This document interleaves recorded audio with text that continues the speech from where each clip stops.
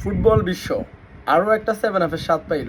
Germany ভাই এটা কি মনে করাই দিল, 7-1 গোল মানে সেম জিনিসটাই করতে হবে ভাই। তো 8টা দে না 6টা দে, কি করতে হইব এমন কি যে 7-1 মানে কি ওই 14 সালের কথা কি আবার মনে করাই দিল।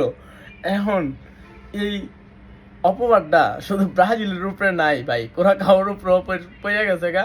এমন একটা কাম করে দিছে যেটা মানে একমাত্র জার্মানির দ্বারাই সম্ভব। জার্মানি ভাই এটা আবার কি করে দিল 14 সালে যখন ব্রাজিলকে 7-1 গোলে হারাইয়া দিল সেমিফাইনালের মধ্যে, তারপরে দেন ওয়ার্ল্ড কাপ জিততে পারছে।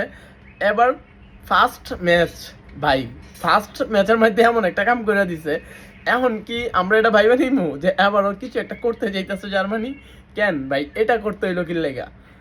8টা দিত বা 6টা দিত, 5টা দিত, না হলে একটা 9টা দে বাড়ায়া দে। তারা 7-1 গোলের মধ্যে এটা কি করলো জার্মানি? জার্মানি কি ভাই আবারও সেম মজাটা নিতে যাইতেছে? যাক, যারা নাকি 7 আপ কয়া যাদের আশা পূরণ হয় নাই, এই ম্যাচের মধ্য দিয়ে আরও একবার 7 আপের কথা মনে করাই দিল। জার্মানি তোমরা এভাবে উঠতে থাকো, তোমরা ট্রফি জয় করো, তোমরা ট্রফি ডিজার্ভ করো ভাই। এই 7 আপগুলো যেভাবে দিতেছো, আমার মনে হয় না দ্বিতীয়বার আর কোনো 7 আপের মার্কেটিং করা লাগবে।